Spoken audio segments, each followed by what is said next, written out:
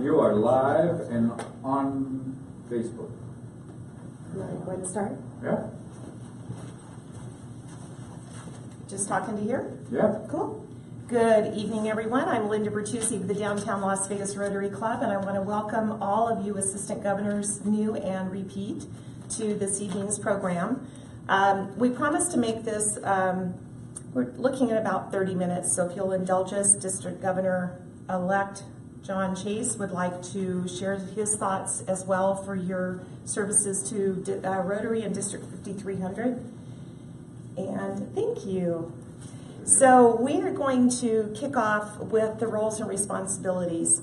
And I'll tell you, I was a passionate assistant governor. I did the job for 3 years. It was probably the most fun part of Rotary for me that I've ever had. And it had a lot to do with the interaction with the presidents and the other clubs and getting to know the personalities. And actually it offered me an opportunity when I met a potential Rotarian to maybe be able to direct them to a club that met their time or their personality or whatever. So your role as an assistant governor is more than doing reports and keeping everybody in line. You're really going to be a partner for each of your presidents, whether you have 4, what's the maximum, 6? Is there one with 6 clubs? Okay. God bless you, the one with 6 clubs, but you'll get through it, I promise. So we're going to go through a few things. I'm going to go through the roles and responsibilities of being an assistant governor. You're basically a partner, as I said, and you are going to be such a resource for the presidents. The thing I've heard the most in getting ready for President's Advance is that everyone is overwhelmed with emails and all of these things. They don't know what's the most important, what really isn't as important. So I hope that you'll look at some of these things, and probably some of it will be drawn to you more than others. But keep in mind, these are your responsibilities as an assistant governor, and you can make this a lot of fun. You're going to have to probably help them develop their district goals. The presidents have just come back from PETS. I've talked to a few. They are so excited, and the first thing they say is, I'm overwhelmed, I don't know where to start, what do I do? I would encourage you to reach out to your president-elect, offer your assistance, and offer them resources. It will be huge for their success next year. You're going to be coordinating. Else oh, yes. tuning in. So awesome. Welcome aboard. Whoever you are. Comment.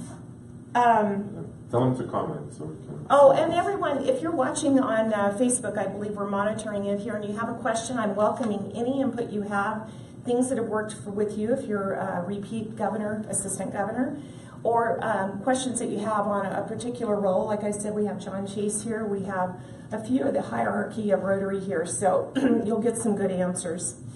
A lot of your job has to do with communication and getting the clubs behind the district programs, the events, the training. And we all know there's 1 or 2 people maybe in a Rotary club that had a bad experience with a particular program or a governor's visit. And really you need to help them overcome that kind of negativity, because the governor has a role. He has a requirement by RI to be a part of the club, make visits. So we want to encourage you to embrace the governor's visit, make it fun. Yes? Participate in the district team training seminars. President-elect's training is already passed, so we don't have to worry about that.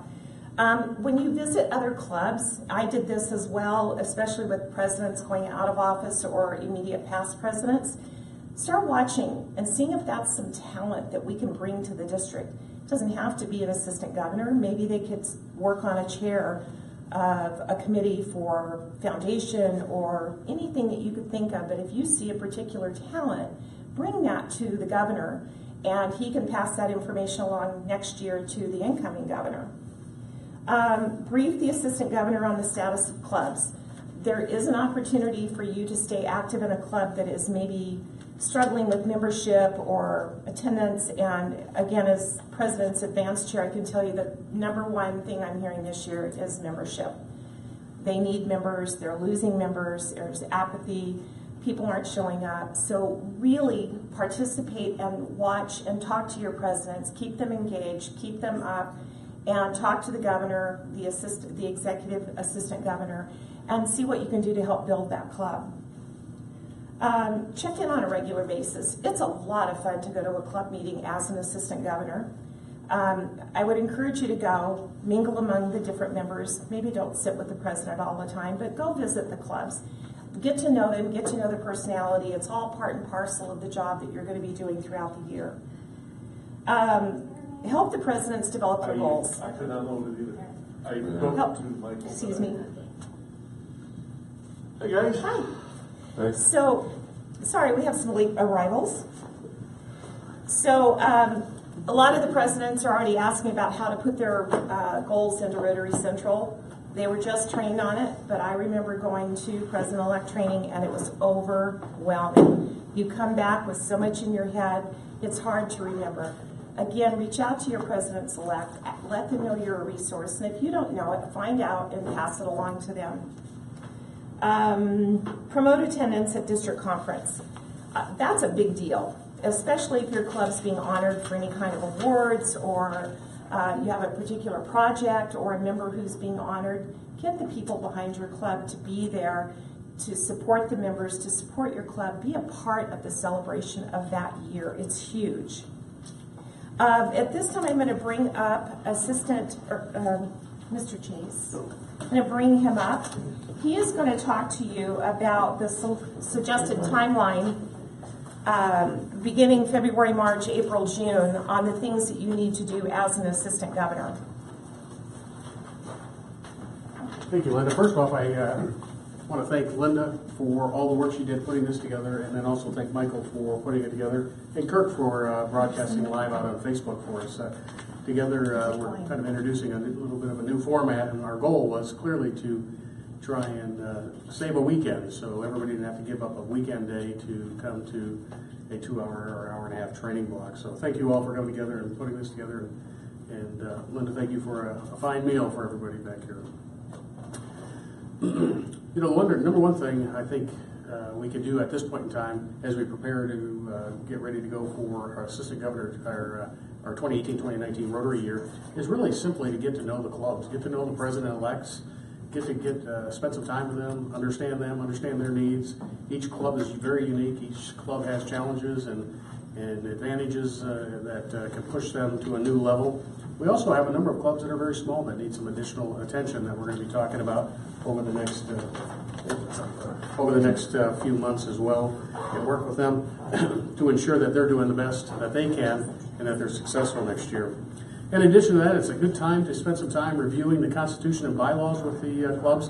I think oftentimes they just assume everything's in order and that we're doing it the way we should be doing it, and that's not always the case. Oftentimes we do it the way we have always done it, and that may not be the way our Constitution and bylaws are written. So take some time to review those if you have with your presidents-elect, and make sure that they're doing things in accordance with their bylaws and that they're doing things the way they should be doing it. And you might also want to take a few moments just to review the book, Lead Your Club, with the president-elects. They have had a chance to review those, go through chapter by chapter through pets and pre-pets, and there's a lot of good information there, and just being able to revisit that with them would be advantageous.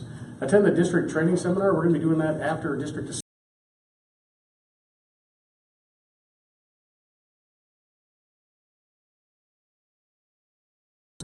areas of Rotary for the 2018-2019 year.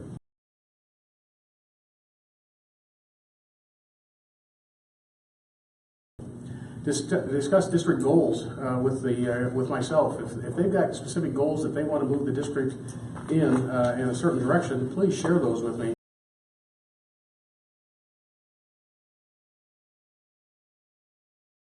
Support the members.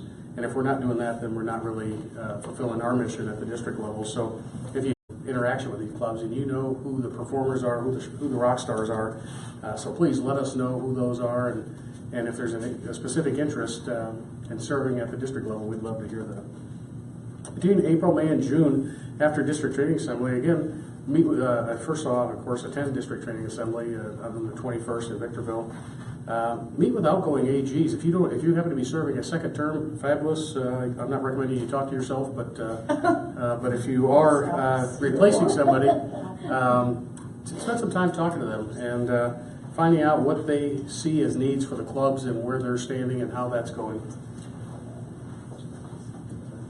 and just spend a few minutes with them and just get their input on how kind of the health of the club. Schedule visits to your assigned clubs. It's not mandatory that you visit them all every month for sure, but spend some time with them. You can't get to know them if you're not present. So take some time, at least